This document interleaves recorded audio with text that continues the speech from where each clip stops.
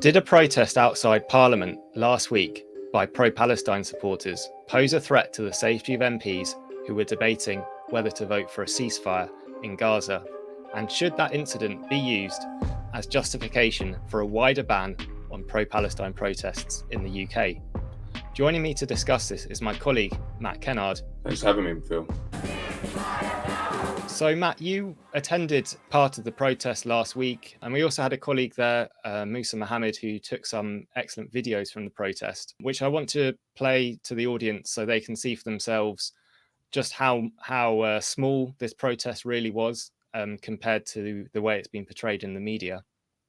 Matt, you've covered lots of protests before. What was your impression of this one? There was no incidents. I saw everyone was behaving well. There was just chanting in favor of Palestine and against the genocide. So I don't really understand why it became such a big issue. There was a heavy police presence, and their attitude seemed to be they seemed to have got instructions to be quite strict with the protesters. I was chided for standing still for a minute in a place that was reserved for journalists. I told them I was a journalist and they let me stay there in the end, but it seemed overdone, to be honest. And it wasn't huge either. Compared to the other Palestine demos I've been on recently, it wasn't particularly big. You can see that the police, so they were outside Westminster Abbey, and they're not exactly wearing riot shields or anything like that, and they move out the way, and then you can see the protesters are just on this part of Parliament Square, right? They're not on the full, they're not on the grass, they're on an area at the back of the square, a paved area. And this is around, I think this footage was filmed around 7 o'clock, and the MPs were saying they were concerned about leaving the chamber and having to walk through this crowd. You can see there's a bit more of the protesters on the side of Parliament Square there. But again, I mean, it's pretty small. The grass, you can see that the grass there's no one in the grass there at all. Normally at a major protest there would be. I just did not see anything that would warrant what we saw. And I think it's actually just a confected controversy. And it has been from the start, but it's ratcheting up now because essentially the political class is at odds with the population. Most people don't want us to be part of the genocide, and we are.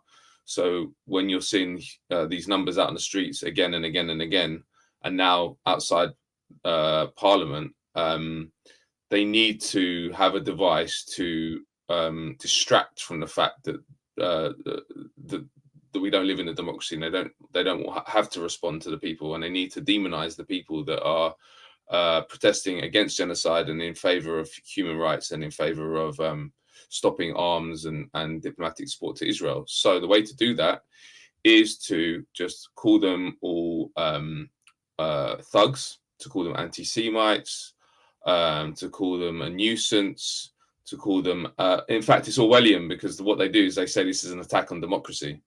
When in fact, obviously, if you're demonstrating peacefully, which it was, outside Parliament, which is apparently our elected representatives, that is the essence of democracy. This is a protest in favor of human rights.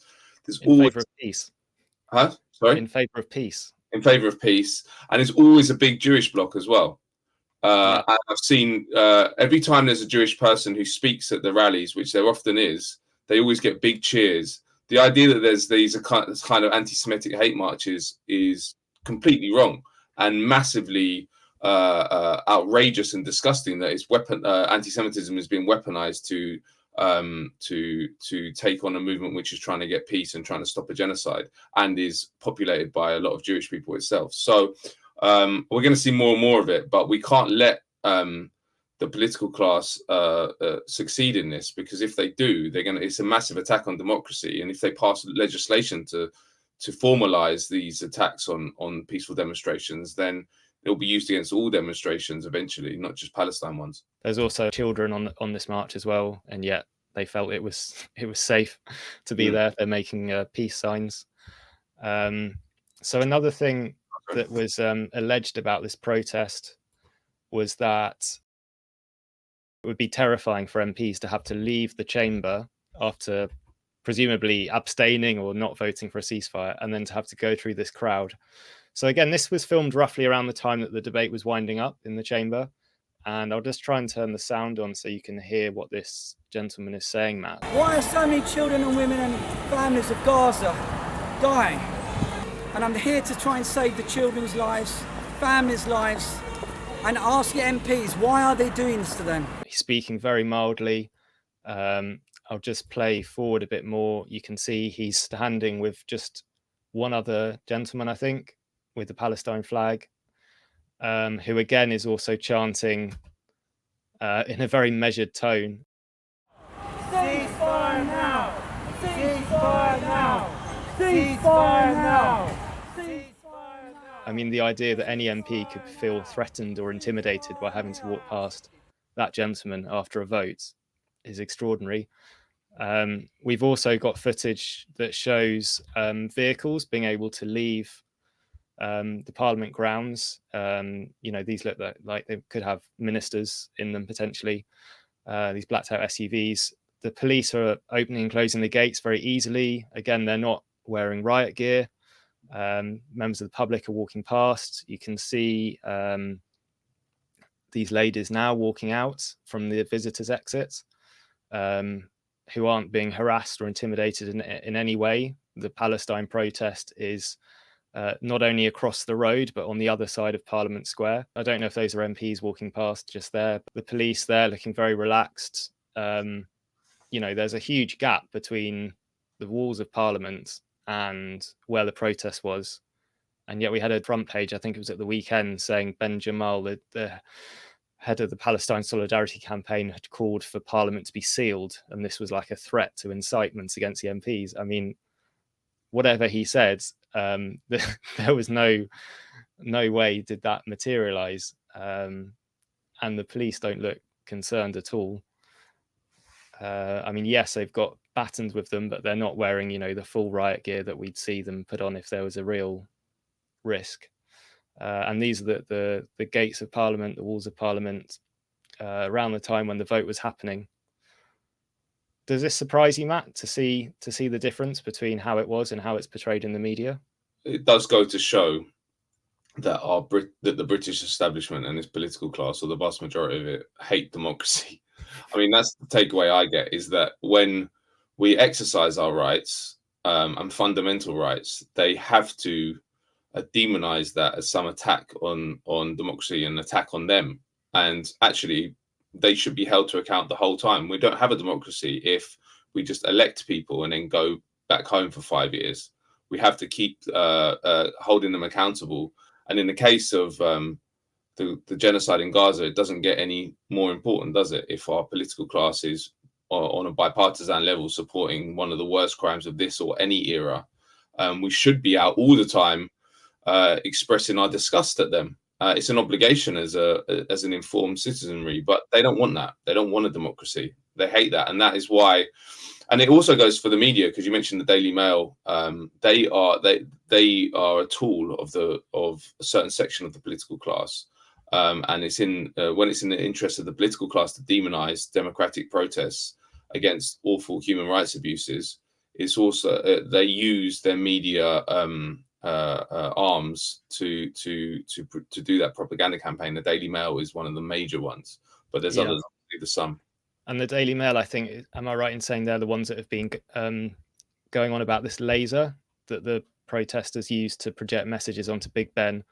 And I think one of the messages was from the river to the sea, which they try and say is a pro-genocide chant, when in fact it's in the founding charter of Likud, in Benjamin Netanyahu's party, who probably do use it in a kind of ethnic cleansing sense. But in the pro-Palestine iteration, it's about freedom and human rights from the river to the sea.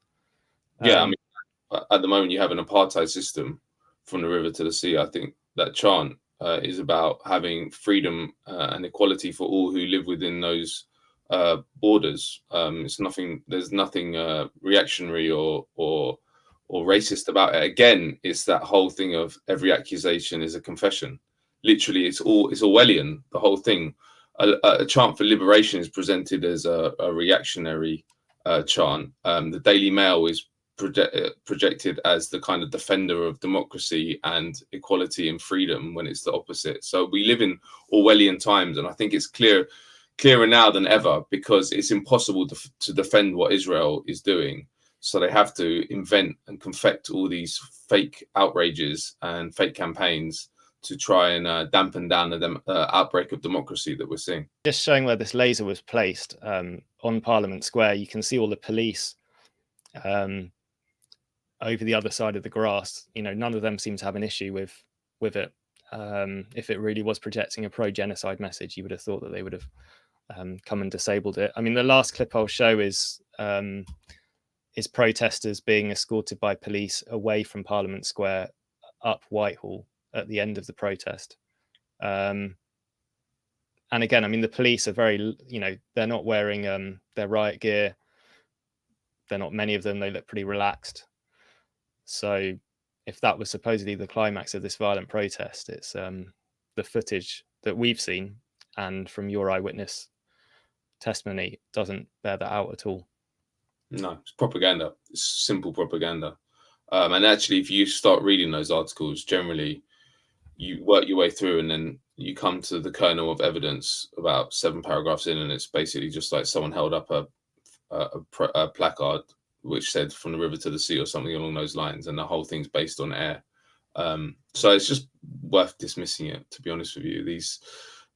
I don't know how it plays out in the society at large. It probably does work because it's easy to scare people, but essentially it doesn't seem to have worked on the protesters themselves, because everyone keeps coming out in ever larger numbers to stop the genocide. So that's a good sign. Yeah, and we'll see if this filters through into yet more repressive anti-protest laws in the months and years ahead. But it certainly seems that both Conservatives and the Labour Party are keen to do that. It should be said it was Keir Starmer specifically who was saying to the Speaker, look, my MPs are facing threats from protesters. And that seems to have been the genesis of this whole debacle and media scare story about the protest outside Parliament. Last Wednesday, you've seen the footage. Matt was there for part of it. You can make up your own mind, but if that level of protest is to be banned, then I don't think we live in a democracy anymore.